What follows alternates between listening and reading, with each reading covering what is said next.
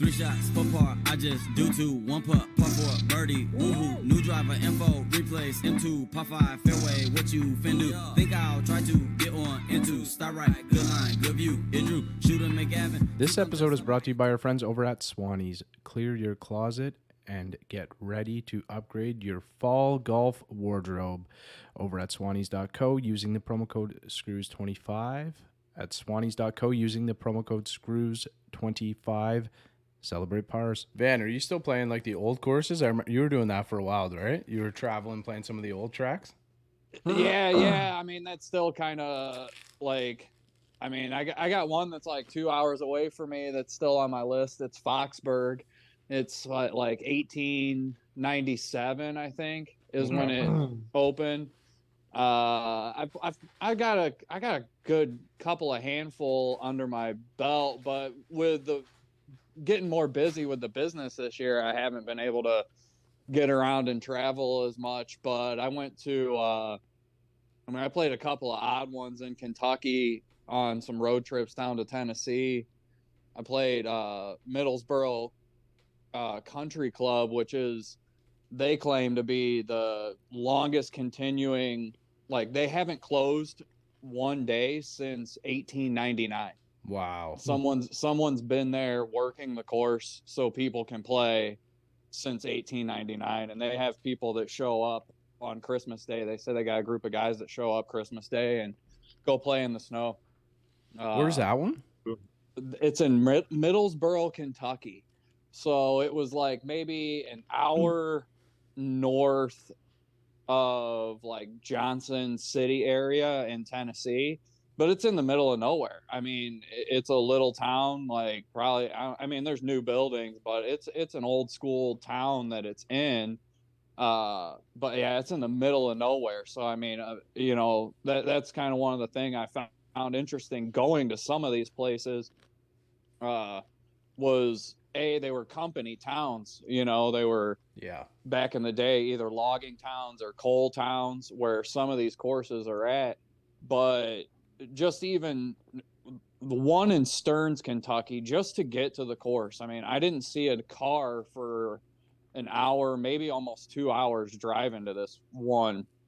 And just just getting there, I mean, you really had to want to play golf 100 years ago to take a carriage or walk, or you know, however you got there. It was rough getting there in modern times. But is it just is it just the area? Like, was it populated when that like track was first built, you think? You know, probably, like both of them, I believe, were logging towns in Kentucky. Middlesboro might have been coal or some sort of other mineral that they were mining. But, you know, there couldn't have been that many people. Stearns, I think the population might have been 1,000 or so in the early 1900s when that one was built. It was like 1920 when Justice Stearns bought it, and or when he opened the course. And it was, I mean, he was a logging baron. He wasn't a super awesome dude, but yeah, I mean, it couldn't have been that populated. I think he built that one more as like it was to entice workers to say, hey, there's amenities just like back home on the East Coast, you know, there's a golf course here. But I think it was built more of like for personal entertainment, and you know, the townspeople did play there. Yeah. I watched this one random YouTube guy. Well, he's not random. He's actually got a huge channel now. He's a bald guy, and he travels to like, I can't remember his name, but he travels to all these like old cities or towns and whatnot that are like it'll be like the poorest city in America, or the poorest city in like Wisconsin or something like that, right? And that's the idea, is that everything's just overgrown now, and they used to like mine or whatever it is, and now they got a population of like 400 people, and they used to have 40,000 or something like that or more, right? Yeah. I mean, you know, the one I'm still doing. I mean, I played the one, and it really piqued my interest. That was a year and a half ago, a little over a year and a half ago, and I still pull the computer out every once in a while and start looking for old newspaper articles about the course. You know, I'm still fascinated by this weird place in Stearns, Kentucky, and no one's ever heard of. Yeah. but I mean, it's interesting. You find a lot of these old courses, especially whatever whatever state you're in, you know, especially if they're still around and they've been operating since the early 1900s, they probably have some little bit of interesting history to them, you know. Like Stearns, Kentucky, that one, they were one of the first places where like the ladies played a tournament in like the early 20s, you know. So there was some like advancement in every single one of these, you know, old courses has like a 10, from what I found, tend to have a real interesting little chunk of history tied to them. Yeah, the reason why I ask you that is, sorry, Bryce. Like, well, Brycer's played it. The track I play is, I think, the fifth or sixth oldest course in Canada. 1893. It's Port Hope. It's on the water. Man, it's so cool. I guess at one point, like the minister general or something used to live like right on the course or right by the course. Oh, that's cool. It's got this old trolley that comes down.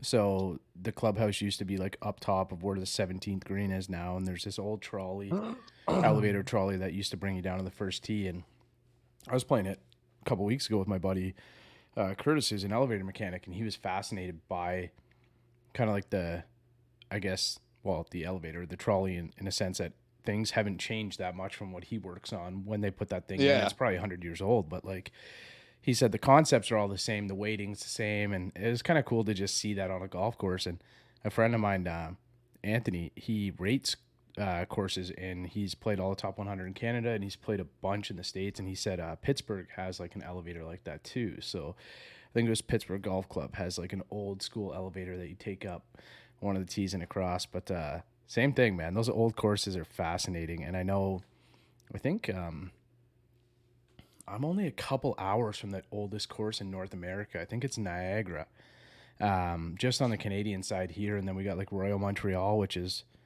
those places are both like 150 years old, which is really cool, man. The one that's on my list is in the Chicago area. It's Lake Zurich, and it's got just some interesting history. It's a private golf club. I think now they only have like 30 something members. But the list of members from the past is just extraordinary, but it's not like a fancy golf course either. It probably hasn't changed since the late 1800s very much. And that one's on my list to figure out how to get into.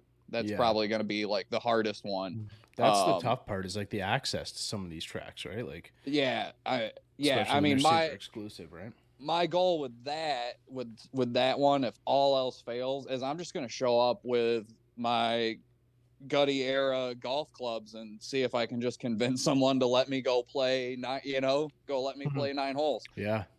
Just show up and wait until someone's nice enough to let me in. So is that one private right now? Yeah. I mean, it's really private from what I understand. And there's I got a handful of them on the list. There's quite a few here in the Cleveland area, the same up in Michigan there. There's a ton of them.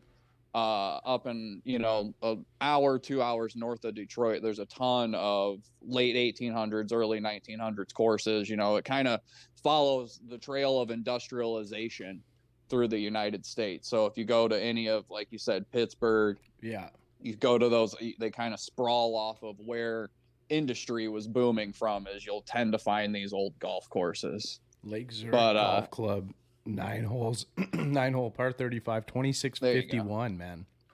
Yeah, it hasn't been. If you listen to the Talking Golf podcast, Connor does a really good episode on that, and it's just really interesting.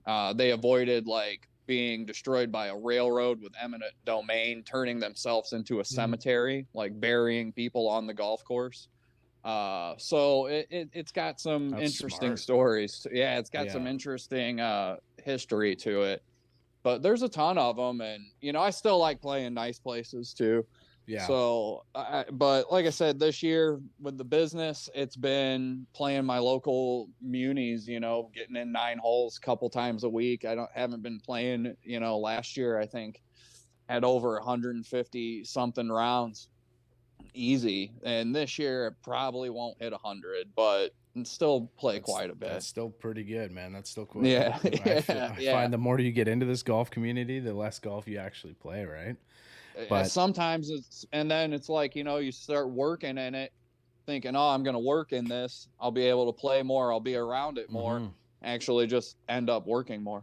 Exactly. That's kind of how it is. Like with Bryce and I, at least me, I'm like, shit, I could go play, but I got to edit an episode. So that's going to be my 3-4 hours or whatever it's going to be to be able to play. But I hope we're okay with sound. You guys can hear everything okay? Yeah, everything sounds good. We got to leave that part in, man, because I know I've been lucky enough to talk with Drew Harvey from Beyond the Contour. I don't know if you guys follow his page, but he has like, it's all just course architecture. A lot of his stuff's Canadian stuff, but he's played dozens and dozens, if not hundreds, of courses down in the States too. So if you enjoyed this part of the conversation, go check out his page too, because it's really cool. He's got a lot of history on a lot of different spots in the game, but we might as well just kick it off, man. We're in conversation with Van Neylon. You saying that right? Yeah, that's right. Love it, man. Love it. So, so it's just custom covers. What are we calling the brand? Yeah, just Van Neylon Customs. I mean, that's what it's going as right now. I'd say 75, 80% of what I'm doing is just custom order stuff right now. I do a lot of traditional tweeds and wools. That's what I started with. That's something that I just personally like, so I'll kind of always do those. Yeah. But yeah, it was 4 or 5 months ago. Started doing other projects. Had a few requests. I had a few things. I still have like a little pile of stuff that the same, like you said, there's always video to edit and always things, so I have a few things that I still haven't even shared.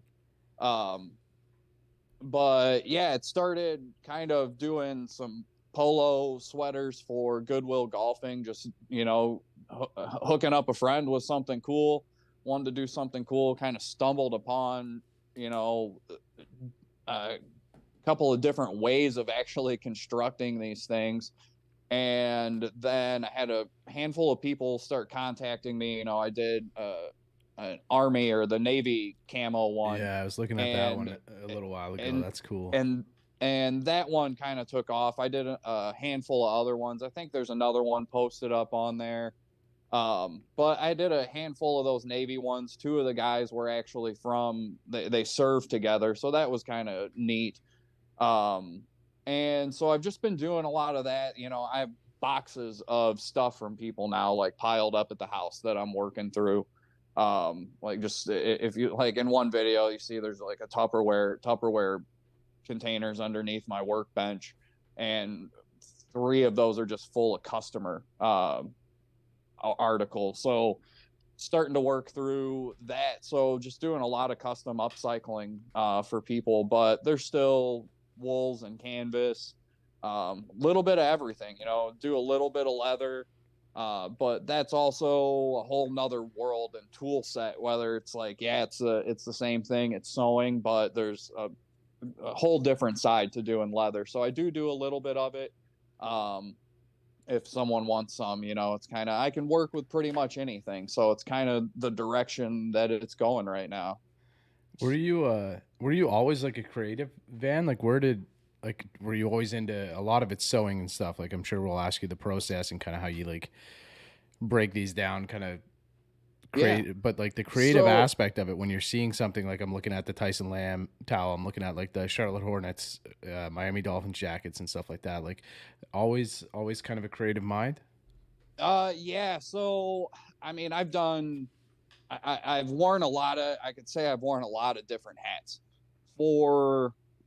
I'm 38, so I feel old sometimes in the golf community too, talking to people, but I have been into cars, mainly classic cars, muscle cars, since I was a teenager. So until my first kid came, so for 15 years, that's pretty much was one of my main hobbies, was automotive restoration. So I've always done cars. I went to school for mechanical design and engineering and welding technologies. So I have always worked with my hands. So for 15 years, that's what I did, was metalworking, cars. I ended up building custom furniture and doing woodworking for a few years after that, like metal fabrication kind of led into this road of furniture and artwork. Um, and so, yeah, I mean, pretty much, yeah, 15, 20 years, I've always been working with my hands. And this came about in 2021 is when kind of the idea started, and started working on coming up with prototypes and thinking about it. And then it sat on the back burner for 6, 8 months, and I went into it last year, like last June or July. Went into it and kind of started the Instagram page, put it out there, started making things, and it's just kind of been an evolution, and really trying to just, communicate with, I mean, my followers and friends and whatnot, and just kind of really let the people that are engaging with me um, start to develop the product better. Yeah, I guess that's kind of just like the easiest way started. But yeah, just the whole creative process of it. But yeah, I've always worked with my hands, and yeah, always have to be doing something. That's kind of how it is. Are you pretty much fully custom then, or do you have some kind of pieces you kind of make and then stock a little bit? So I have my website that's going to be going up on probably Friday or Saturday, and on there, it's going to make like custom ordering a little bit easier. So for certain things, I can only take on so many of them. Like taking a starter jacket apart, it doesn't take it. It depends, but you could say it takes a whole day. So I have to use my time sparingly with some of these projects, like the firefighter one I just did. It's a lot of little details in it. So I can only do so many of those. Is just the, trying to be a business too. Yeah. But so on the website, when that goes up, there's going to be like a place where you can order, where you can go and do like a custom wool order, and it keeps it nice and simple, and you'll be able to do that. And I'm going to start to add like made to order, just like most of the other head cover companies. If you go and look on their thing, you go and click on the head cover you want, usually says like a week, 2 weeks that they're made to order. So I'm going to start adding more items to that as I decide what materials I'm going to stock.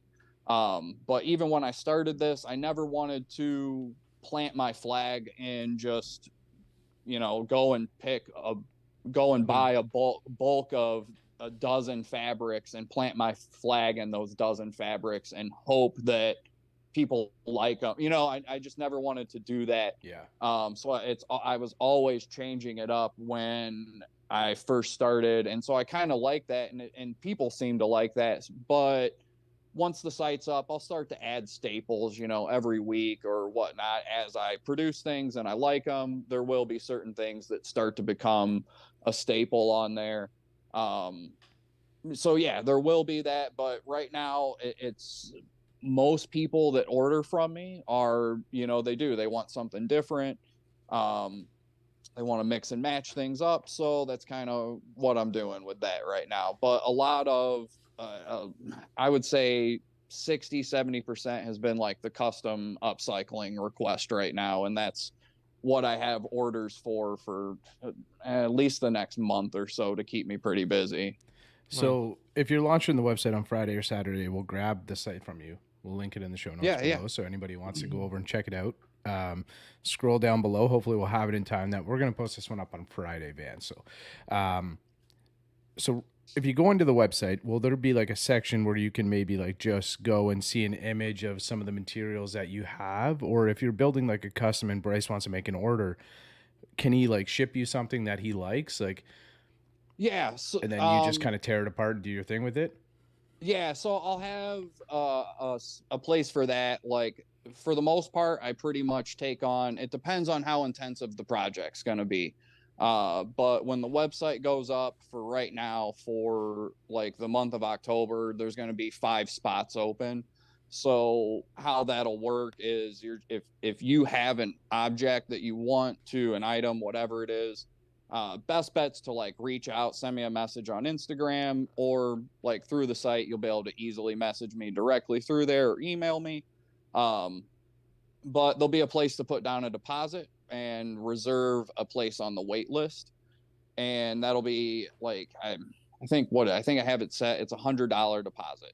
So, and that's just the bare minimum for that type of custom project.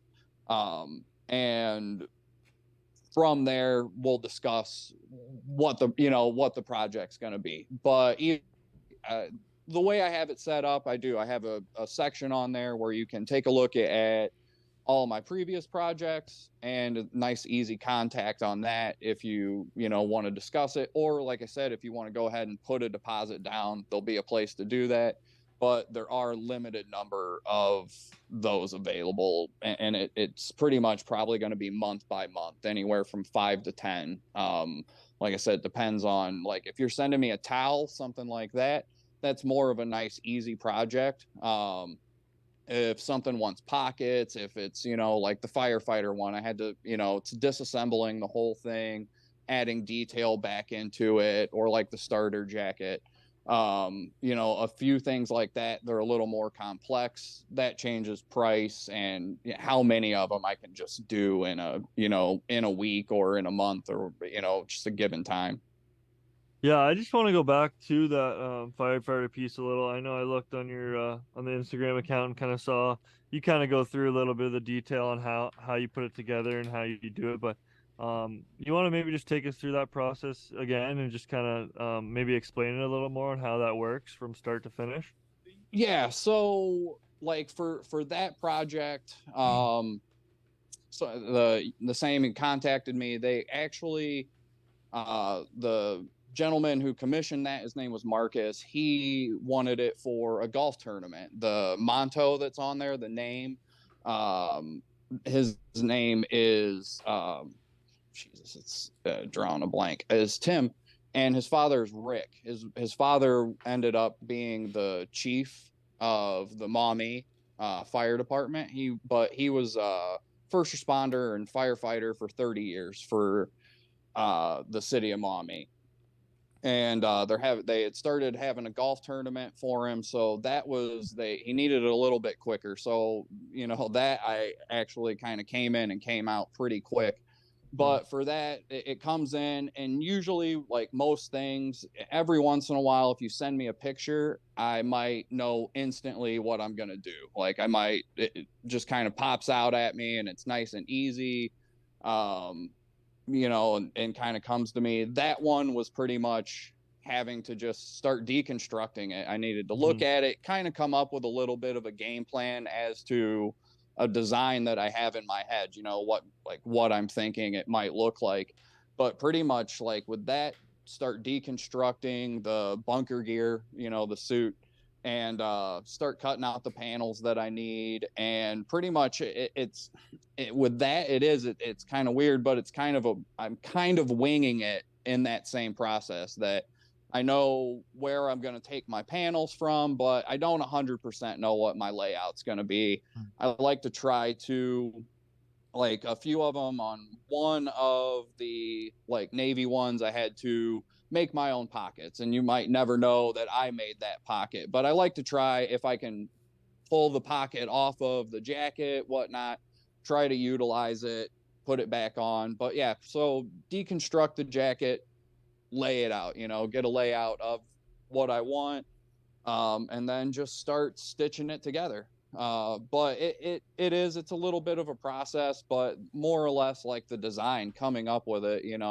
With that, he provided me with some patches that come from their dress shirts, like what they dress shirt that they would have, and just kind of added them into there. What I did miss on those pictures though is like inside, and I should have done better, but it was a little quick, but like on the Navy ones or some of the other ones, if there's like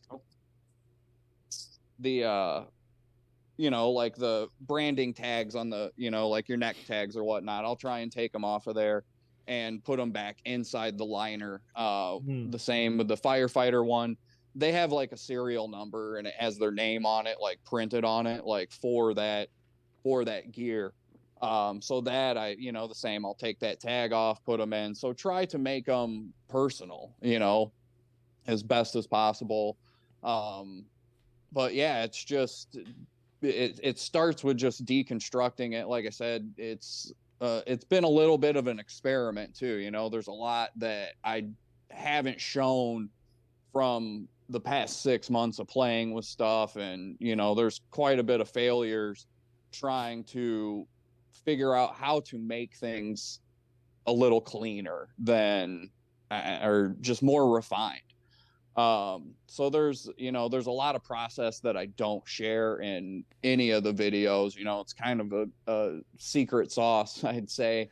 But yeah, it's just, it really, it's just an odd process. I will, you know, like that bunker gear, pull it out of the box, just look at it, lay it down on the ground, kind of just really have to look at it. You know, like I say, if I have patches or that, lay them around, just kind of get an idea and just really kind of wing it with certain ones, like the starter jacket, that I had experimented with already. So those I kind of already know how I'm going to lay them out, and based off the size jacket, I kind of know what I can or can't do with particular sizes. But everything's different, you know? So that's kind of what makes it interesting too, is like a lot of work that I used to do in the past, like when I built cars.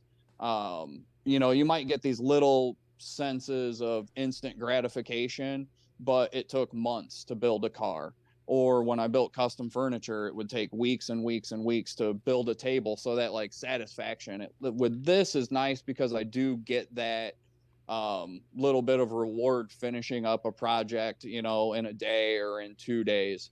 So that's kind of nice. But it's really a little bit of a random process when it comes to designing or what I'm going to do. Like, you know, I just got sent a fresh box of sports jerseys. So like every jersey is going to be different, how the layout is, how big the lettering, the numbers are, and what I'm going to do with them. So that's kind of what keeps it interesting, is that it's always new. Something's always new. And if you send me a set of camos, I'm still going to try and do something a little different than I did on the last one. So I'm trying to keep myself on my toes too with every project that's coming through the doors right now. Yeah, I don't know, Van, if you know Brandon Marino with Nebula Golf. I think man. you're in that. I think you're in that world yeah. with those guys, right? So he was kind of saying the same thing, how he gets his blanks from a buddy of his, and it's like the resin blanks. So every, like, he could make multiple of the same marker using the same blank, and they're all going to look a little bit different, right? So it's kind of neat where it seems like each one of your pieces is unique in itself, right? Yeah. Could we call that fire set? Like, is that your most detailed set that you've done? Probably. I mean, really, the first Navy camo set, probably has a little bit more detail work into it, as far as like the amount of time into it, but they're probably equal in how long those two took. And it's almost like with those, it's even hard to present what I'm doing in like a minute or like a 90-second video, because it's so complex. So it's like, I don't even know how to like film everything. Like sometimes when I'm going, you know, I have for one head cover doing like a set like that, I'll have hours of footage. Like I don't even know how to do it. You know, it's like I would almost need to start like a YouTube page or something. Name a better feeling than buying something you know you can take and wear anywhere. Money spent on quality products is money well spent. Even more so when that purchase shows the same versatility as that fake laugh at your boss's dinner party. Why would you spend a fortune on clothes You'll only wear to the golf course when you could buy gear that belongs in any situation.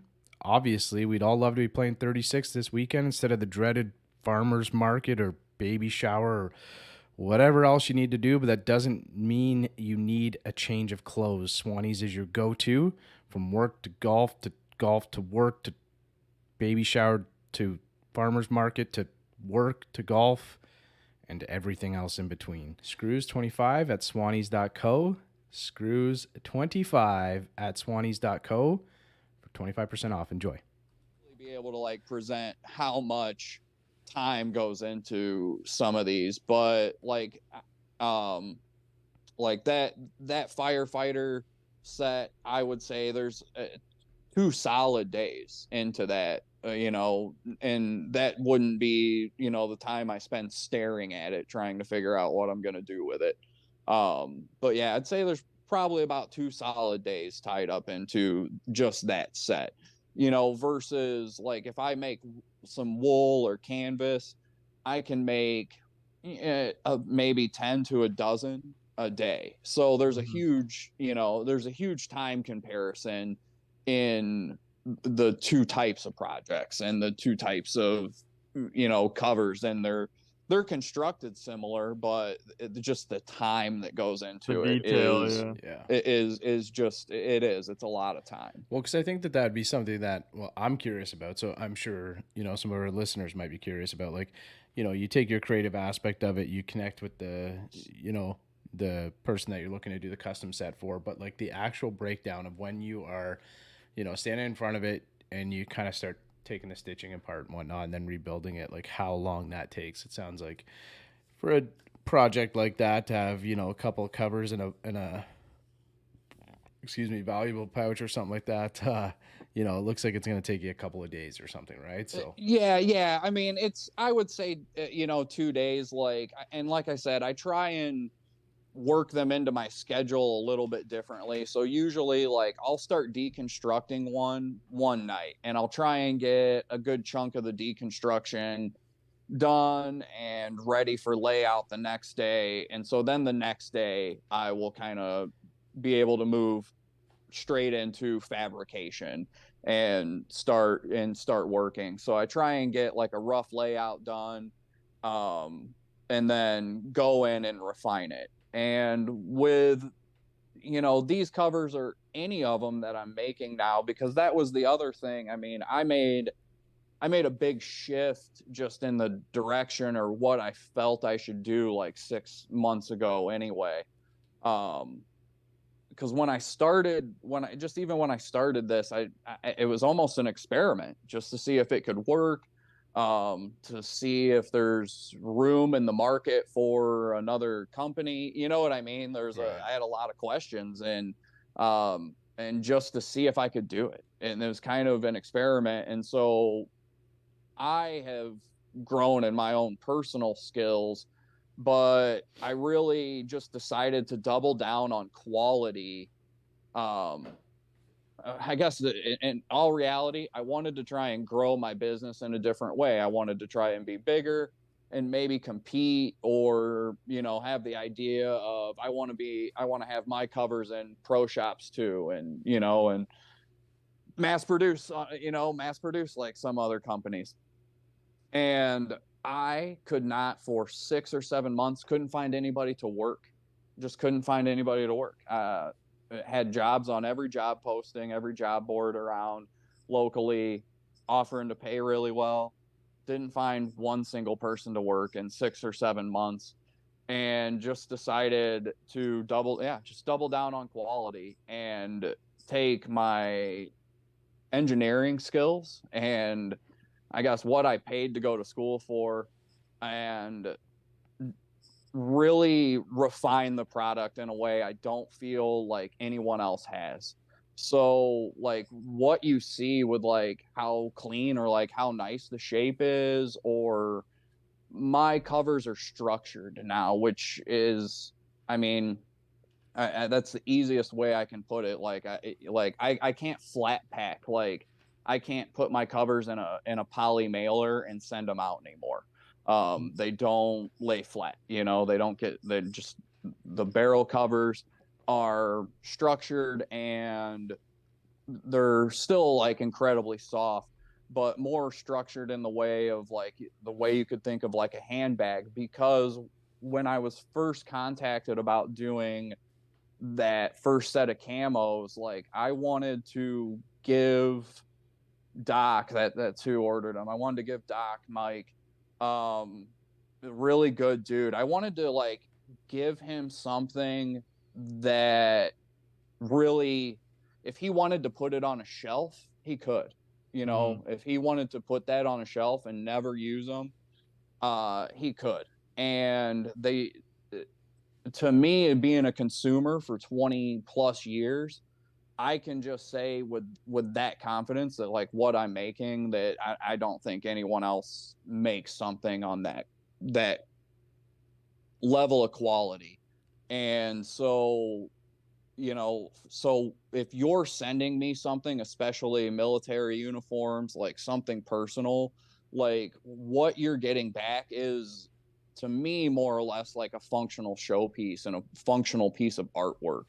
um it isn't a floppy head cover, you know, even if it's made of wool or you send me the thinnest material out there, I restructure it. And like the knit sweaters, like those polo sweaters, like they're they're not really like a stretchy thin sweater anymore. They have a build up to them.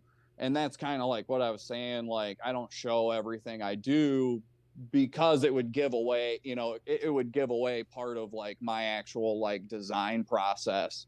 um but with those, yeah, so with any of those, and that kind of led to me redeveloping even my wool goods, that there's a way to make these even nicer.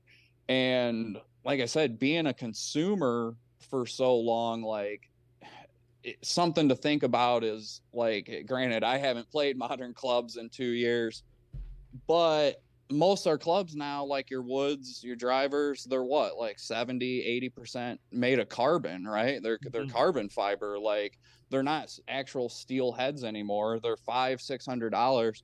So at the same time, a head cover should have offer some sort of protection too. And so the products kind of developed into that too, is developing something that has an exceptional feel to it and just looks better, you know, that's just cleaner. um you know, like sewing a circle and keeping the top a circle, you know, and keeping it from losing its shape. And you know, like it's supposed to be a barrel and not kind of a floppy sack. And so it's, you know, I feel like I've kind of evolved the product, and maybe it's not for everyone and maybe not everyone cares, but but for me, like I said, I'm, you know, what I want out of a product, being a consumer, has driven it. And every single customer that I have, I try and take everybody's feedback on what they want out of it, and really kind of let the golf community potentially, you know, change an industry standard too. Because personally, I feel I've only been doing this for so long, and it's kind of disappointing seeing what I'm capable of versus that these, I feel like some of the larger companies should be more capable of actually putting out a better product. Yeah, And you know, it's not to like disparage anyone's work, but I think it's one of those things too where like the industry standard has gotten lazy. Oh, um for you sure. know, for quality. And it's like, I even just now, like I created my first templates, like size templates, um almost 3 years ago. Well, how many new clubs have come out on the market in the past 3 years, and they're growing? You know, driver heads, like, yeah, they're 460 cc's, but they're growing. They've become elongated, the shape has changed. And you know, even over 5 years ago, if, you know, every company is going to have to eventually resize and retool what they're doing. But I just think, yeah, there's a lack of quality throughout, and it seems to be not just me, but there's a lot of other small manufacturers that do just an outstanding job, and small makers tend to sometimes make a better product. And like I said, it's not saying not to disparage anyone's work, you know, it's just I think that the industry could use a change towards making better stuff. And I think that all around in the golf industry, whether it's clothes, you know, everyone expects you know, better out of big manufacturers of the clubs themselves too. So I just think that's kind of one of my standpoints is, you know, it's a little statement on the website too. I'll always choose quality over quantity. And I prefer to operate that way. Well, we've been, Bryce and I, this is episode 155. We've been lucky enough to speak with, well, now 5 of probably the best head cover brands in the world, really. Yeah. Like yourself, Dormy, Pioneer Golf, Hazel Golf Co., and Rawhide Golf. All are a little bit different. They're all creating customs in a different way. Like I've got one from, I think this is one of yours. Is this one of yours right here? Maybe. Yes, that is. Did that come from clubs? Yeah, I think it came with this hat. I just looked at that on the shelf and thought, shit, I think that is one of yours. Yeah, so, he's been getting them from me for 2 years now. Yeah. I can tell that's like this weird funky fabric that we played around with. Yeah, I think he sent me some. Oh, he sent I got my putter redone from him, and he put it in that for me because I live up in Toronto, so he put it in that to make sure I'd be safe coming up. So that's really cool, man. Small world. You know, like you said, you know, the Rawhide, he makes really cool stuff. You know, it's on a different level. You know, he has the hand painting. I haven't checked it out for a while. But you know, the same Dormy, they do all that. They do a ton of custom leather work and the applique work, and you know, they're a big manufacturer that does quality work. You know, I mean, they're smaller, but in the world, they're a larger manufacturer too. They've gotten to that point, right? Yeah, where they become kind of they're not a big brand by any means. They do a lot of custom work, but they also, you know, mass produce things as well, right? Yeah. I've got a couple scorecard holders from them. You know, so it's like I have their stuff. You know, and like I said, I have stuff from other small makers that I like too. You know, I play with like some of this lady Maggie from Austin Knitty Limits. She makes custom knit covers and that don't take 3 or 4 months to get to your door. And I have some of hers. So yeah, I guess I like the small brands, you know. That's kind of what drove me even away from modern golf in the first place for like personal stuff with playing hickory golf. Was just like how far detached could I get from modern golf and still have fun, and I'm still there. But yeah, you know, it's been the same for a couple of years, just trying to always support the small guys. You know, Chris makes cool, awesome tools. You know, cranking them out again. And yeah, Brandon, I can't wait to see what other stuff Brandon does. The more and more capabilities that he gets in his shop, he's gonna just continue to produce outstanding markers and tools. And you know, who knows what else he's gonna do, because he's an amazing club builder too. So he's got a lot going for him. It's crazy how frequently my theory of the smaller companies make better products has been coming up lately. Hey, Mac, I think we've talked about that in maybe 5 of our last like 10 episodes. Yeah, well, and that's kind of where the smaller brands just care more and do better work. And I think that's it, because even like I said, my whole thing has been a little bit of, like I said, it was a little bit of an experiment. And it's been a learning process for me too, like learning to navigate this side of the industry a little bit, the accessory side, meeting people, just learning how to operate a business in the golf space. You know, I'm still new at it. But I think I've just always cared. I've cared, and it drove me to like really come up with a better process, to come up with just a better, really refined process. And like I said, I'm just surprised that I figured it out and no one else did, you know, or I'm sure people have, but that worse, like I said, go back to like just being stuck on like what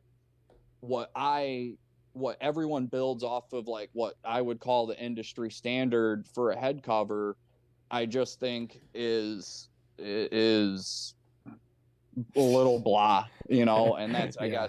I guess after, you know, making them and going through the process and doing it like every single day for the past year, and playing with, you know, I've been through, you know, 20 or 30 different little formulas of how to mix liner materials and stabilizers and, you know, all these little things, like to come up with a few real particular combination of things that just, like I said, create this, you know, this unique product, you know, especially the past few months. I mean, I don't think I've ever had a complaint, because I've always cared and I've always tried to deliver a good product. But the past few months, just the personal response has really been awesome, you know, knowing that I'm putting out something different, you know, and so I think having the website go up is finally going to be a way to get it out there a little bit better, or get a lot of people, because nowadays there's a lot of people that don't like to communicate with people. You know, they don't want to reach out, and so at least, even, you know, you want wool covers, even if you don't want something like crazy or wacky, you want something traditional, you want something, at least I'm like creating an easy way to get 50-60% of the process out of the way and started, you know. I think But yeah, Van, I think there's a lot of people like Bryce and I, like, where the golf is kind of changing. The whole movement's sort of changing, essentially, like the community, I guess. So there's, you know, people like yourself playing like a hickory set. There's people like Bryce and I playing, you know, our normal set. But when you look at our bag, it's all personalized completely. Like I kind of yeah, popped this one out because this is a brand new driver with, as soon as I peel the plastic off of it, which is still on it, I wouldn't put that cover on my bag. It's just not for me. No knock to Strixon. They're mass producing that cover. and there's not, you know, and Yeah. something I can say about that, like when it comes to consistency, some of those are actually like the best constructed ones, or that have a decent feel to them, are some of the factory driver covers and the factory wood covers that actually feel like they have a little bit of padding to them. Yeah. This one's actually But pretty good. Like, as far as most but of them go, I would say this one's pretty decent. but yeah, it's not a lot of people's style, you know, like you said. It's not, yeah. I think, like you said, golf is definitely changing, it's evolving. I was even a little, a few years ago, apprehensive of some of the new movements in golf. You know, I'm more of an alternative person myself. I'm not like a super country club person. You know, I got tattoos. I've been covered in, you know, I had tattoos for a long time, and I started getting tattoos, you know, 20 years ago when it was still unacceptable. And, but golf is definitely changing. It's evolving, and more people are coming into it. But yeah, everything's becoming customized, and I think that even all that is reaching more of the general public too. You know, like you look at, you know, BBF and Co. You know, and just how many people even just change the ferrules on their clubs. It's, you know, it's just insane, like down to that level of detail of the bag. Well, I So think it also adds to like the customization of your club. Like you can't, a lot of people don't have access to go customize an iron, a driver, a yeah, wedge, but they have the accessibility to do head covers, bags, write whatever they want on their golf ball, do their ferrules, you know? So yeah, I think when people get that opportunity, they jump on it and they like to kind of, I mean, I do personally, I customize everything I can about my golf bag essentially. Yeah, and I mean, the more you play, the more you get out there. And the same, you see someone that's got a cool setup like that, and you're kind of like, well, I don't, it's the same. If you're a Yeah. car guy, you're like, I got to put rims on the car. The car needs window tint. I got to do this now. It needs an exhaust. You kind of start to go through that same process. And there are a lot of people that just that always play, but honestly, I don't think. I know anybody that has like a standard kind of golf bag set up anymore. They might have like a Sun Mountain bag or whatever. Not everyone has a Mackenzie bag or some custom made bag. But yeah, I think everybody I know has some sort of, custom stuff hanging off of their bag. They got custom made bag tags, cool towels. So there's always room for there's always room for something else on your golf bag. You get a new club, or you're going on a trip, even if you're going out, you guys are going somewhere to the Southwest or whatever, you're going to Arizona to go play golf. The same earlier this year, I did a thing for a guys trip. They were going, I think it was, to Arizona, and made a couple of head covers for them for their trip. And that's just a one-time thing. So you have people that even do that kind of stuff too. But yeah, I mean, it's definitely growing. I think the custom part of it's growing, and just even you got a lot of new brands entering the golf space too that are bringing different kinds of fashion. They're trying to move golf in a different way, and that's going to trickle down everywhere through through the game, through the accessories, everything. What was it, who was it that just came out with matching grips and gloves? So Yeah, Golf like Pride, you said, yeah, Golf Pride, and I don't know. one of the glove manufacturers, they teamed up, and it's like, so you're right, and that's something simple that you can do, to differentiate yourself on the course a little bit. And I think a lot of people do want to do that, and just yeah, it is, but I don't feel like it was always like that, because I don't think when I started playing golf, like I said, I'm almost 40 now. I didn't start playing until I was 18, but that would have been the early 2000s. There wasn't anything like there is today around. I think you had some knit head covers, and you see memes about it, like the late 90s golfer starter pack. There wasn't a whole lot out there, and if there was, I just didn't know about we didn't know about it. Van, I want to ask you about the sewing. So any of the background that you've talked about, like your personal or your professional background really that you've talked about, didn't include sewing. Now sewing's not really. Sewing's not easy, man. I've never done. I've tried like a little bit of sewing. I remember sewing a Titleist 910 hybrid thing back together, like hand stitched it back together. Like it was so, and that was like miserable. But is this something that you completely developed in the last, like, you said 8 months or so ago? Like, is this all like self-taught? Pretty much. Yeah. So luckily, I'm not gonna lie, my mom is I wouldn't say a seamstress. I mean, she was a professional, but her hobby one of her main hobbies was sewing for my whole life. So I did grow up around this. It wasn't a hobby that I ever really had myself. So I know how to sew. And so it's not like I haven't probably sat down at a sewing machine though until last year when I started this. I hadn't sat down at a sewing machine for probably 20 years. Like I said, when I got into cars, one of the first things I got into was upholstery work, like redoing my own seat covers, and it pretty much stopped there. And when I would restore cars, I'd have to do a little bit of upholstery work.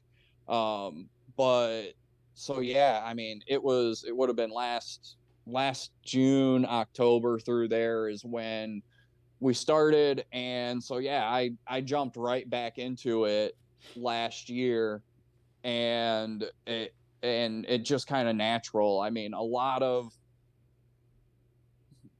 I don't want it to like sound like that, but I've always been pretty good with my hands. I'm a very like mechanically inclined person and a very like task oriented person. I mean, it's been, I mean, I still have one sitting in the garage in the Chevelle, but I haven't taken apart a Chevy small block in probably 5 or 6 years, but I could probably still blow one apart and put it right back together without needing a manual. So it's one of those things. There's a lot of things that once I do them just a couple of times, it just clicks with me. And this is one of those like hand, just crafting task oriented things that just really clicked with me. And like I said, going to school too, like I said, I went to school for mechanical design and engineering. And so when you think of that, you're thinking of like factory machines, stuff like that. But a lot of what I did was like actual 3D design on the computer.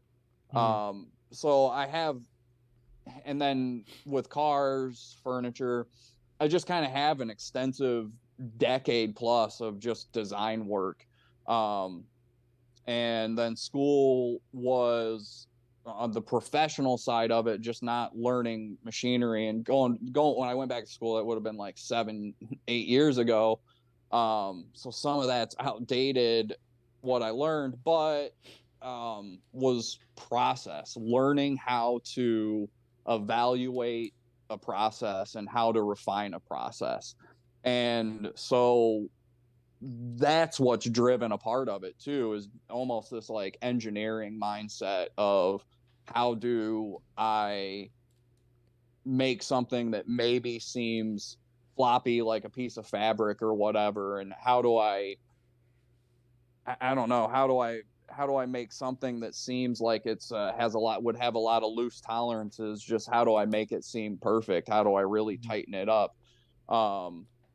And so some of that is just like more or less, I guess, the engineer in me, like driving the product and driving it to create these different things. And yeah, just kind of, I don't know, refine that process, like how to keep everything lined up, and how to keep this super, super crisp, and how to have these precise tolerances in soft goods that I just, like you said, in this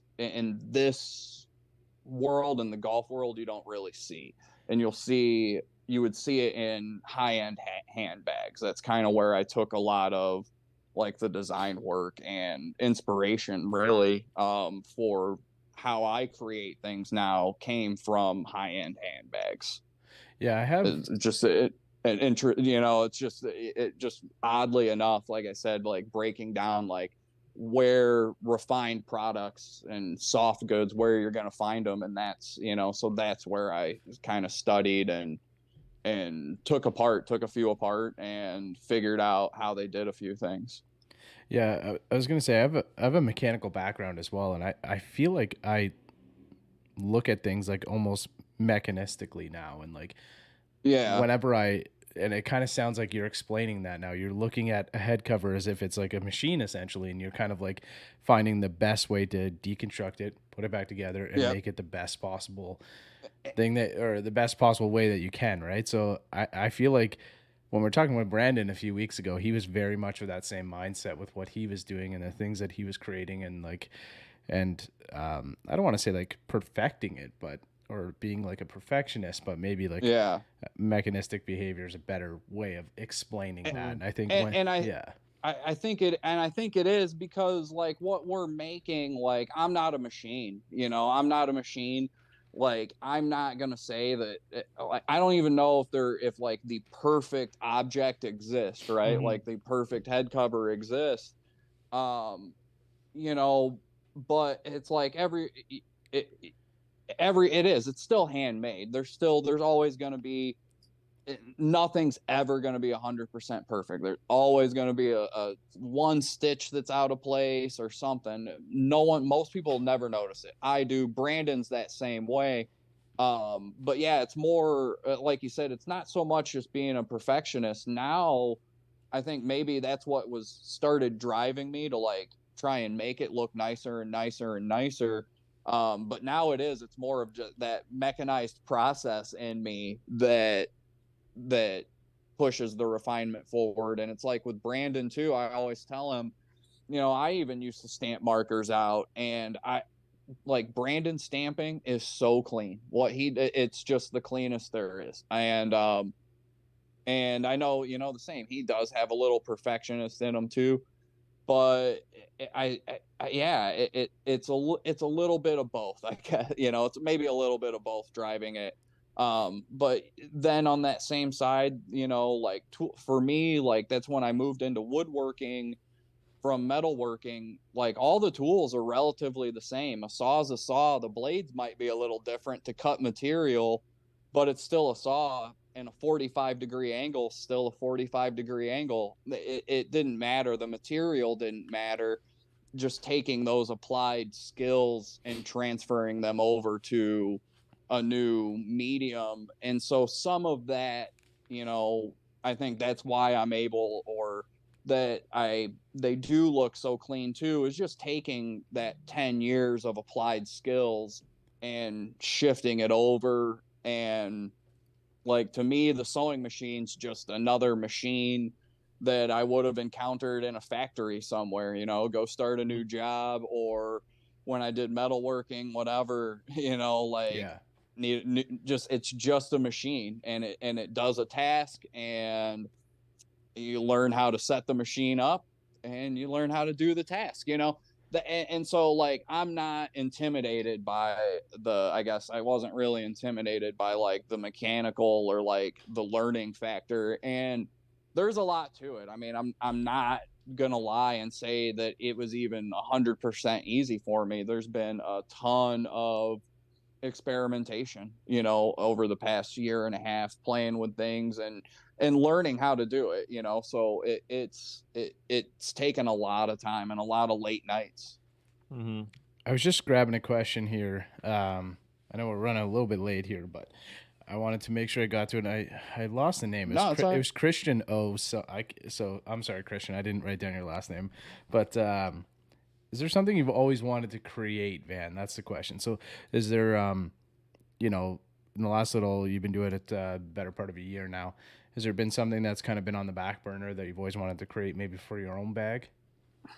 Actually, one of them was those polo sweaters, was Okay. taking the knit cover and figuring that out. And I sat on those for like 4 or 5 months until I figured out, in playing with enough junk ones and cutting them up and practicing. I have a few other ones that I want to, and I almost can't like say what they are, because I like don't want to give away like the the design idea that I'm going for.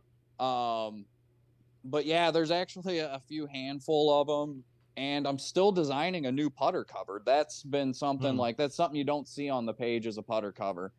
And I haven't really, I've made a few for people here and there, but I have another head cover design. Like I actually designed my own head cover, which are those ones that kind of look like the vintage Ping ones. So I mean, to answer Kristen's question, that was another one. Was I spent the past year like literally coming up with a new concept that I haven't really pushed a whole lot yet either, and that's kind of on me. But I'm working on like a brand new putter cover design. Okay. And I didn't want to. Everyone makes that same standard blade putter cover, right? And it's not that there's anything wrong with it. Everyone loves it. Just everyone makes it. I want to make something different. If I'm gonna sell putter covers, I want them to be different, because they also are, for me as an individual, they can be a little bit time consuming too, for a smaller item. So if I'm going to make it, I want it to like really stand out. So that's like the next thing that's coming down the line too. And I mean, that kind of is the question there is, yeah, I have like a whole new design I'm working on, and I still don't know if it's going to like work in every material or whatnot. I might end up throwing it in the garbage. I don't know yet. But I have that. I have a couple of concepts I'm working on too, but it comes down to time and money. How much time do I have and how much money Yep. do I have to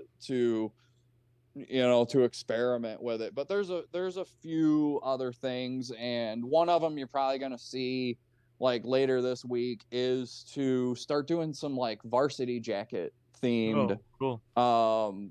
because you see in like the fashion world a little bit, if you guys follow any of that, or even just a little bit, you kind of see some of the retro stuff coming back to varsity jackets, Letterman jackets, and offering like a kind of a custom way to like build a little varsity jacket head cover. So, I mean, you're going to see like the first one probably later this week. It'll get posted up on the page.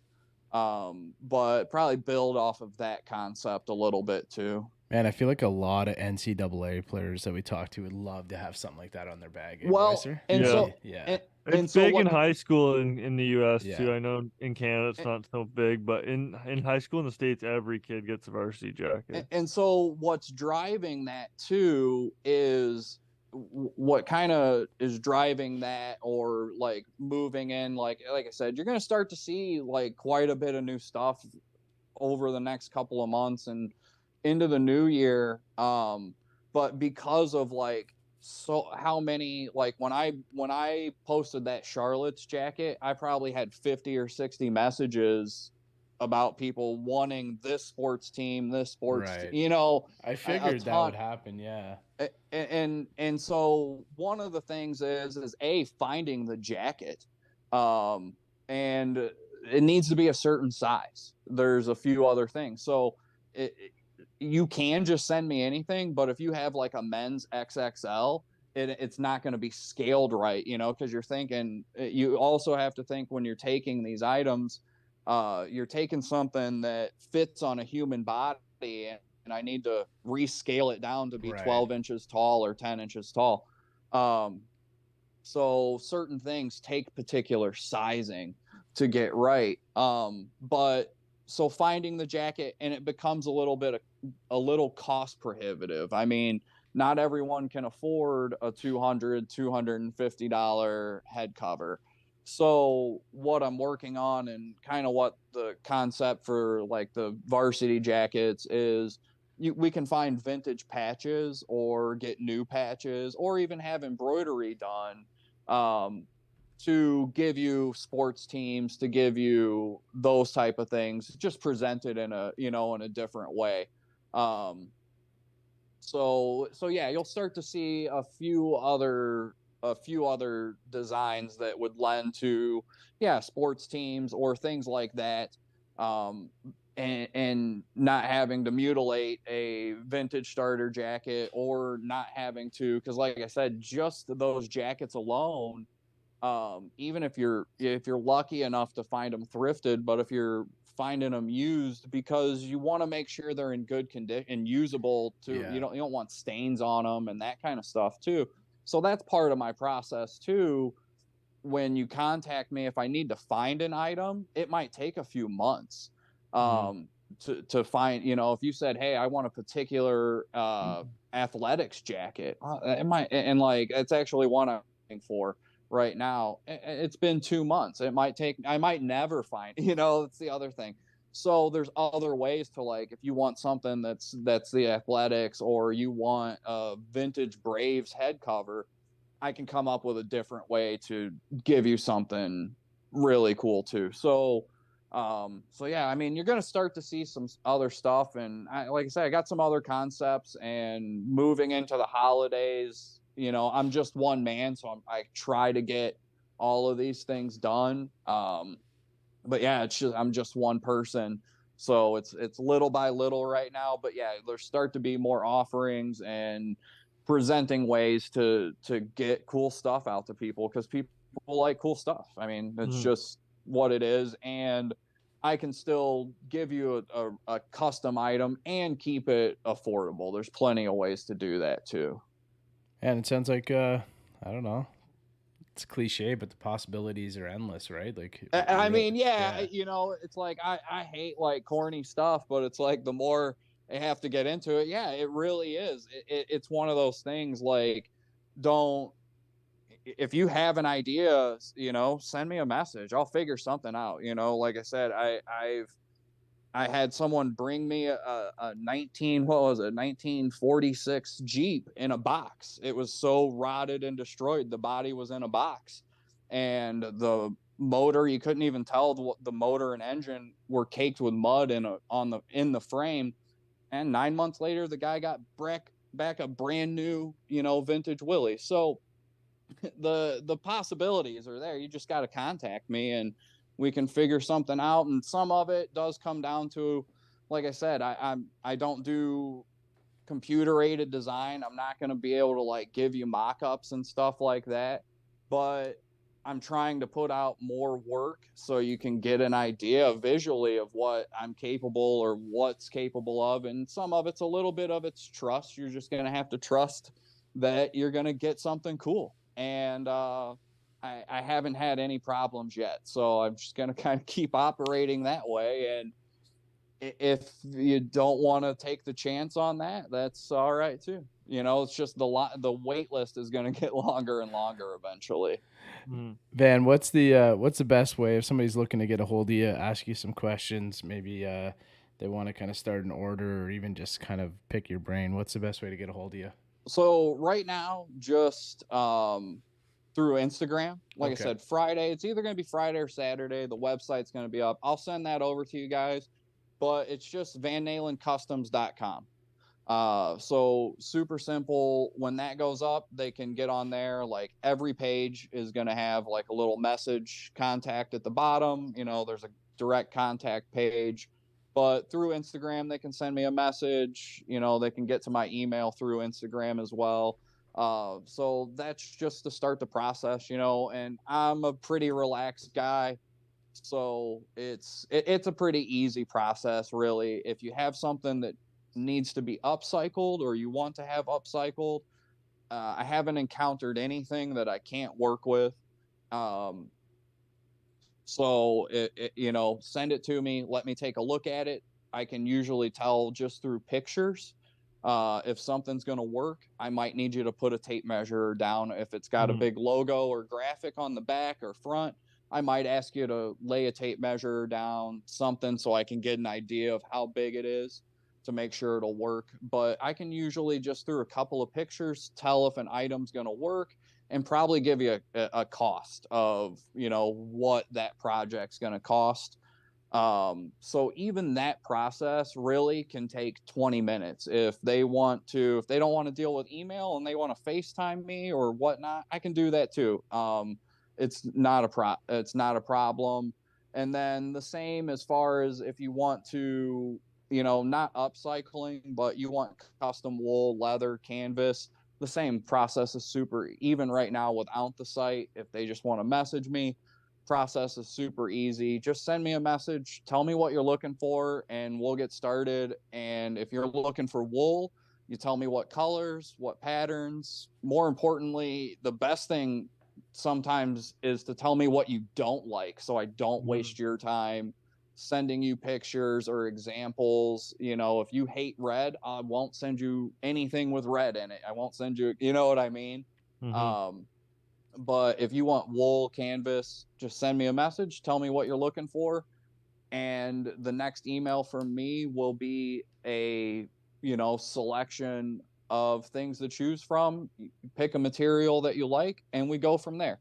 So I mean, the process is actually super simple, and I try and keep it simple. And the same when the website goes up, I'm hoping that how I have it set up will, that it'll make it easy for those, because I do think there are some people that maybe think it's a process or whatnot.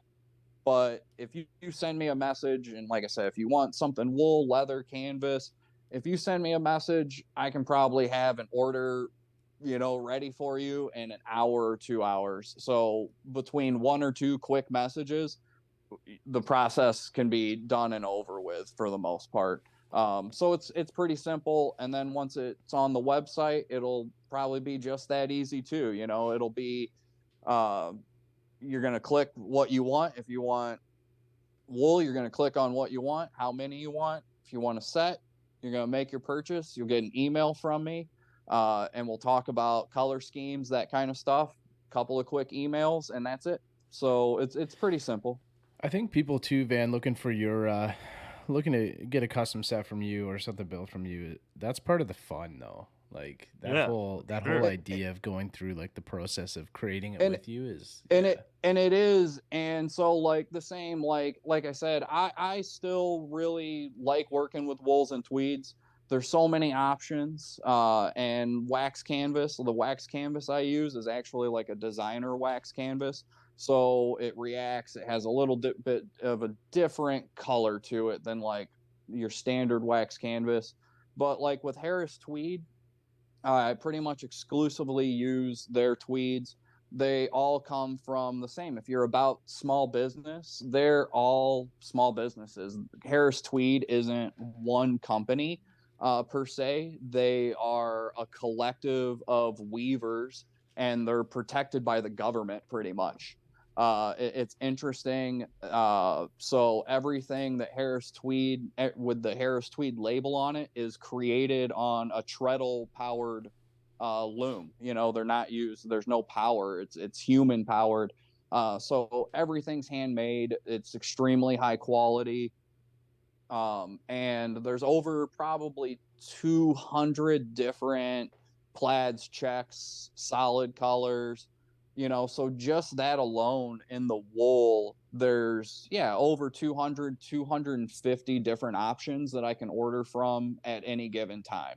And I guess so with that, like I said, my access to leather is outstanding. You know, hundreds of different leather options and color choices. Like I said, I haven't worked with a ton of it or put a ton out there, but it's available. Wax canvas. I guess the other thing that I've been waiting for my website too is in the barrel covers. I actually make 5 specific sizes. And you know, I'm sure you guys have encountered it at some point in time. You got a new club and a head cover you have doesn't fit it. You know, you're going to run into that every once in a while. Like I said, clubs have been getting bigger over the past few years. Everything's a little bit more elongated. They're a little different. And so I have 5 sizes. You know, I make your standard driver size. I make a dedicated mini driver size, you know, for the tailor-made, you know, 300 original one, the burner. You know, I make a dedicated size for that. It's not just a chopped off driver cover either. And then fairway woods, you know, there's a drastic size difference between a brand new Stealth 2 3 wood and a 2-year-old you know, Titleist 7 wood. There's a huge size difference between those two clubs. And so and then being a hickory player and playing persimmon clubs, modern covers from a lot of other companies don't fit vintage clubs. They're too big. So through the past year and the same working with all my customers, I ended up coming up with 3 different wood sizes, which might sound or seem confusing, but what I make is like a standard offering. Like if I put something up for sale and it says it's a fairway wood, it's what I would call a universal size. It's pretty much going to work on everything except for persimmon clubs, except for, you know, wooden headed drivers. It's just trying to find a middle ground was a little too rough for that. So like the universal, like my wood size that I make and what I would put out as a standard offering fits all 3 woods, 5 woods, 7 woods. It's going to fit all your modern metal woods. But then I also make like what I would say would be a medium-sized wood, which is going to be more for if you. So this is what's nice about if you're custom ordering from me. You tell me what clubs you have, and I'm going to make you head covers that fit them beautifully. So you're not gonna get like if you have 2 or 3 fairway woods in your bag. Like I said, a 5 wood and a 7 wood are not the same size. They're not even the same length. They might be 1 inch to 2 inches lengthwise apart. So if I send you a 10-inch wood cover and you're playing a little stubby 7 wood, it's going to be baggy. So like I said, it's a tailored kind of service ordering covers. But yeah, so I make I make the 3 sizes. So I make the standard fairway wood, then I make like the medium one that's going to be for your smaller modern metal woods and bleeds into hickory clubs, persimmon clubs. And then there's a 3rd size, which is for, because the same hybrids have gotten bigger and bigger too. Like what a hybrid was 4 or 5 years ago, you have super hybrids and you have utility woods. You have like the Callaway Apex utility wood. It's not a fairway wood, and it's not a hybrid cover, or it's not a hybrid. So it's not going to fit in either one of those 2 head covers. So I think, like for me, being, like I said, a lot of my business has been consumer driven based on what I would want. And like I said, what other people have asked for. So, when you're ordering something from me, like I said, part of that process is I'm going to ask you what kind of clubs you're playing. And if you like are possibly going to upgrade your clubs next year, because if you're playing stuff that's 6 or 7 years old right now, and I made you something for those, and you go and you order and you go and you get a Stealth 2, it's just like I said, it's a larger club. So I offer that kind of tailored service for your clubs too, for your bag. Love that, man. Van, love the details, man. There's just so much that goes into this that like most people wouldn't think of, and it sounds like if we're looking to get some covers for our bag, twig helmets, whatever you want to call them, it's nice, man. You'll just take care of that. We can just make a phone call or send you a message, and you'll take care of that for us. Yeah, I mean, I try and keep it. I try and keep it super easy, and that was even part of my hesitation for like the past 2 months getting my website up. Is how do I make this easy? How do I make it feel like it's simple? And still give it that personal touch, because like I have a lot of repeat customers, and that's always nice. And so how do I keep that? How do I add that personal touch, like through the website, and trying to keep that personal touch. But then given those extremely introverted people that don't want to communicate, giving them a way to at least start that process and feel comfortable and explain it without having to reach out to me, without ever having to reach out, so hopefully it's conveyed well on the site, and it's still, easy, the easiest way I could figure out how to, sell customization, with, minimal initial contact. It's kind of a difficult thing to do. I like and then that. And then the same, like I said, being that I don't have just 10 or 12 or whatever set patterns, how do I present that? It took me a little bit of time, and it's still, I don't think it's perfect, but I think it's going to work for now and be easy enough for people to use and navigate. But it's another place that has a presentation where you can kind of see the work presented to you, and just another form of contact too. Well, and things will always, like, they're constantly evolving, right? It sounds like even just in the 8 months or so that you've done it, things are always evolving, right? So as they do, man, we'd love to have you back, have a conversation. Yeah, You're anytime, like super guys. passionate about it. This is really cool. Like, it's cool kind of just learning the details that go into it, man. It's not just like throwing a couple pieces of materials together. It really isn't, isn't. right?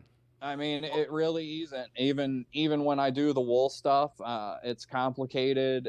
I try to make sure that all my patterns and lines line up, and just even how you do that, it takes a little extra care. And it's like, like I said, a lot of it being consumer driven, I've seen the tricks that other companies use in their marketing and versus what you get when you open a box. And I don't like some of it. So, I try to learn from that and not do those things. But yeah, just really still just focused on making the coolest stuff I can. Trying not to swear on here too has been tough. It's all Well, I good, commend man. you for that because It- I know most people probably don't know this, but like 5 or 6 years ago, I tried to get into the head cover game, and it's not as easy as you think. Here's actually one of my ones I Dude, did. that looks good. There ain't nothing wrong I with that.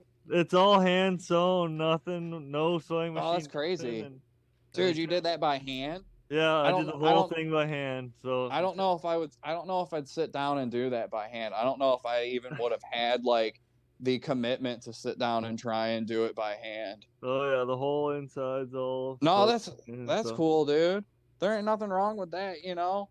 You gotta put that on the bag, Bryce. You gotta enjoy I that, know. man. Yeah, you should Yeah. actually. You Looks like a know, pair of like it looks like a pair of old like underwear or something, like maybe from and back. Yeah, I I, just went to Joann's Fabric and got some fabric and sewed it you up. And know, have you guys ever talked to Isaac from Tour Drip? I've talked to no, Isaac before, yeah, yeah. Actually Okay. recently too, yeah.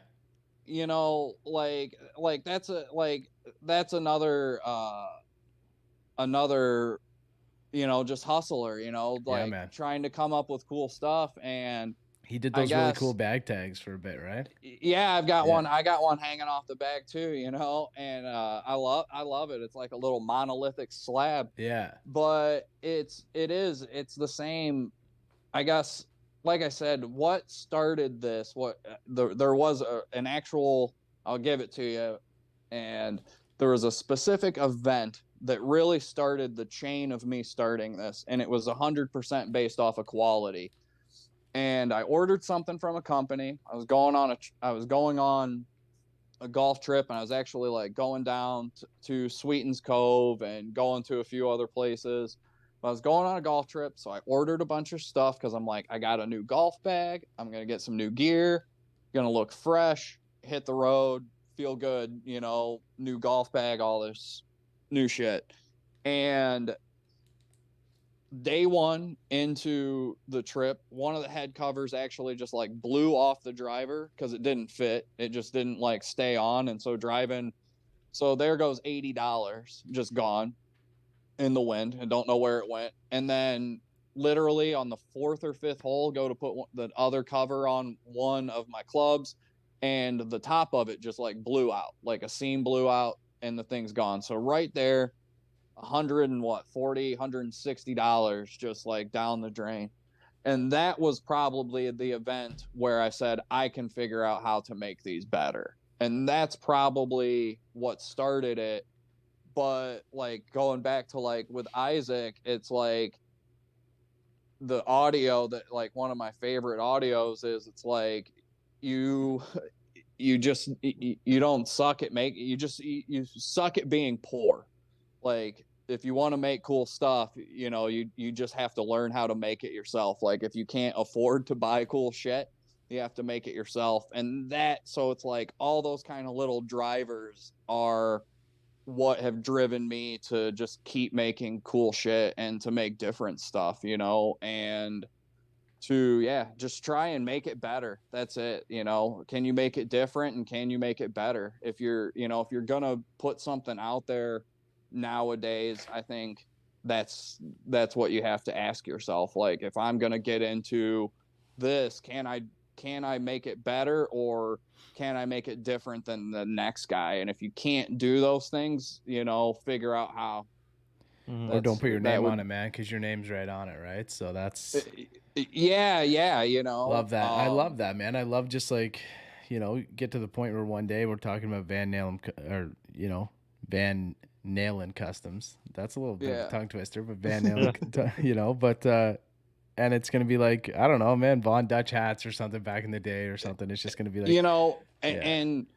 and I can tell you that from, I can even see in a few other people around me or other people in this industry, I can tell you that what I'm doing has had an effect on other people already, because the same things that I intend on, like keeping my price fair, like I create like what I would say is a better product at a better price. So one, I'm going to always try and keep that price like below what everyone else does, because I genuinely think that they should bring their prices down. Golf needs to be more affordable. So I'm trying to, with like all my general offerings, make it more affordable. And that's still one of my like big things, you know, is make it more affordable. But I think I've seen other people, some other small businesses, I think I've seen them up their quality a little bit over the past few months. And like I said, that's also something, because everyone wants to make a change, right? You know, like if you're starting a golf brand, all these golf brands, they want to change golf. And not to say that I'm a brand, I'm, you know, I'm a maker, and, you know, I'm a business person. But if I'm going to say to like change anything, like I'd like to see, you know, like I said, I'd like to see either, if certain companies are going to charge what they charge, I think the quality needs to come up, or the price needs to come down, or they need to kind of hit a middle ground in between. Right. So if, you know, even just being a little guy, if I can put a little bit of pressure on a few people to affect the industry in a positive way, I'm all for that too, you know. And I think I think there's other people that are going to keep doing that in the golf industry too, you know, that it's totally possible to do that. And I hope more people are able to. So if you're out there and you want to make something, start making it. It might look like shit the first time you make it. And chances are it will. Mine did too. Some of my stuff, if I went back and looked at, you know, versus what I'm making today versus a year and a half ago, there's a big difference in the two, but I'm still proud of it either way, because it's developed. So if you want to make something, start making it, and just don't stop. If you have an idea, keep going with it. And, you know, the more money, what makes it easy? Yeah, the more money you have, the more money you can put into prototyping, developing, whatever. But just start making things and have a purpose. And, you know, if you see something and you think you can make it better, try, you know, like try, because there's a good chance that you can if you put some time in. Not that we're making anything better, but Bryce and I put a lot of time into this pod, and 150 episodes ago, it sounded pretty rough. I mean, that's, you know, that's a lot, you know. Yeah, you guys put it's a lot, man. That's in the podcast world. That's a lot of episodes. Yeah, it's a lot of time, because it seems, you know, in the podcast world, people seem to fall off pretty quickly. Yeah, you know, and to like stick and to keep sticking with it. With anything is awesome. You know, it's, you know, what do they say? Like 10% of people go out there and they create something, right? And then only 10% of those people stick with it, you know? Yeah. So 155 Fridays in a row. This will be, well, you're listening to this if you're still with us. So thank you. Yeah. And I mean, you know, and how much have you guys given up?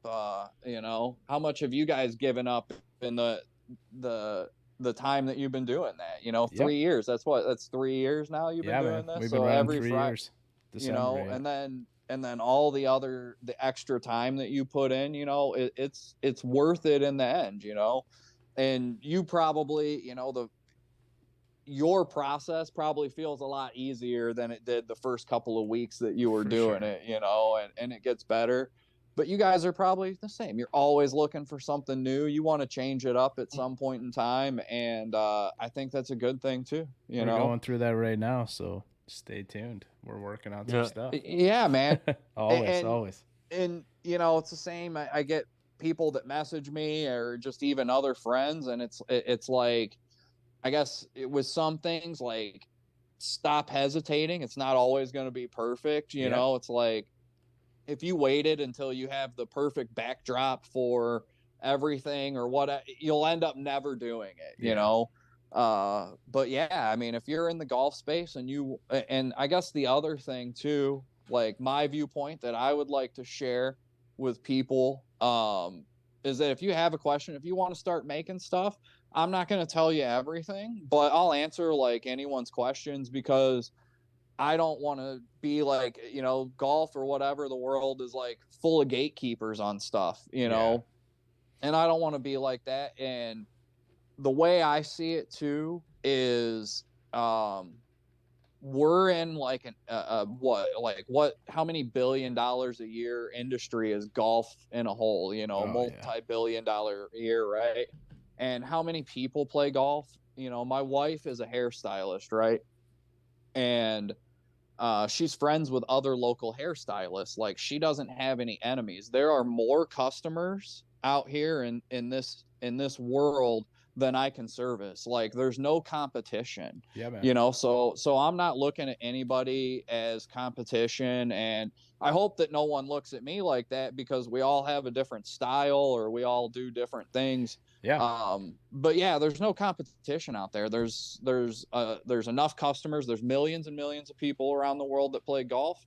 So if you want to make something, whether you want to make bag tags, golf bags, hats, whatever it is, whatever your idea is, make it and put it out there, and and go with it. I encourage everybody to find a hobby or figure out a way to, be their own boss. That's, I think, one of the more important things is just, being able to try and take control of your own life too, and starting a business or doing stuff, like just making things, or even if it's just a hobby, you find I feel some improvement in your life too, Absolutely, and it can bleed into your golf game too.